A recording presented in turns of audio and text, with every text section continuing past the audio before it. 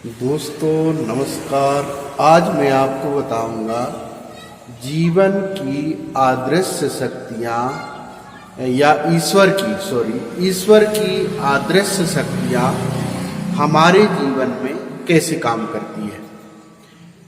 आपको कब विश्वास होगा कि आप आध्यात्मिकता की ओर जाएंगे तो उसकी शक्ति आपके जीवन में उसका प्रभाव क्या पड़ता है और वो शक्ति कैसे काम करती है। यदि आपको इसका ज्ञान हो जाएगा तो मैं कहता हूँ कोई भगवान पे विश्वास नहीं करता वो भी करने लगेगा।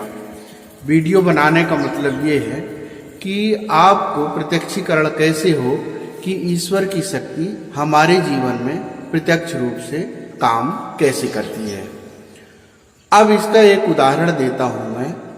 मान लीजिए आप किसी अपने देवता हैं, ईश्वर हैं या जिनको आप मानते हैं, कोई भी धर्म हो, क्योंकि ईश्वर जो है वो एक ही है, उसके रास्ते अलग अलग हैं।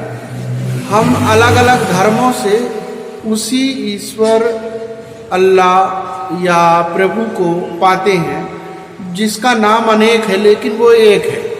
वो निर्गुण भी है, सगुण भी है, दोनों है।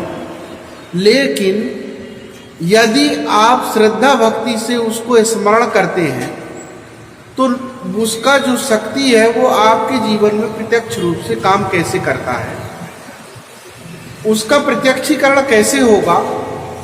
जब आप लगातार ईश्वर का प्रार्थना करते हैं, अपने प्रभु का स्मरण करते हैं, अपने जिसको भी मानते हैं आप उसका साधना करते हैं, तो वो शक्ति आपके जीवन में प्रत्यक्ष रूप से कैसे काम करती है। अब प्रत्यक्ष रूप से कैसे काम करेगी, इसका आभास कब होगा?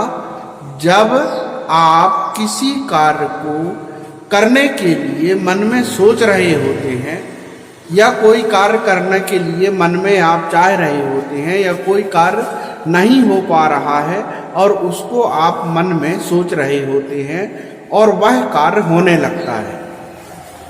और आपके मन में सोचने के पहले वो कार्य यदि होने लगता है और हो जाता है तो निश्चित रूप से प्रत्यक्ष रूप से मैं ये कहूँगा कि वह शक्ति जिसको आप मान रहे हैं, जिसका आप साधना कर रहे हैं, उसकी देन है। लेकिन वह प्रत्यक्ष रूप से दिखाई नहीं देता, लेकिन प्रत्यक्ष रूप से दिखाई भी नहीं देता है और उसकी शक्ति आपको प्राप्त हो जाती है और वह कार्य संपन्न हो जाता है। तो यही शक्ति जो है, हमारे अदृश्य शक्तियाँ हमारे जीवन में साधना के द्वारा कार्य करती है, जिसे हम अदृश्य शक्ति कहते हैं। तो आइए, मेरे मन में विचार आया कि हम साधना भक्ति करते हैं लेकिन बहुत से लोग हैं जो ईश्वर को नहीं मानते हैं, उनके लिए बहुत अच्छा वीडियो हो सकता है यह। और उनके जीवन में यदि परिवर्तन लाने की कोशिश करें तो मैं कहता हूं कि साधना करके वो देख लें और तो उनको प्रत्यक्षीकरण हो जाएगा कि वास्तव में ईश्वर की शक्ति दुनिया में है या नहीं है। और यदि शक्ति है तो वो मानने लगेंगे, यदि नहीं मानते हैं तो। ये मेरे साथ ही नहीं होता है, अन्य बहुत लोगों के साथ होता है जो ईश्वर को मानते हैं और मन से, मन को पहचानने की जो शक्ति है वो या ईश्वर के परम भक्त में होगी या ईश्वर ही मन को पहचान सकता है। क्योंकि मन जीव के जन्म के साथ ही उसका मन आता है और मरते तक रहता है। मरने के बाद अगले जन्म होता है तो भी मन रहता है।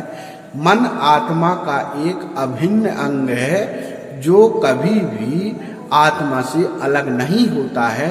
हम अपने शरीर को धारण अलग अलग जीवों में करते हैं, इसका कोई निश्चित प्रमाण नहीं है कि जीव किस शरीर को प्राप्त करता है।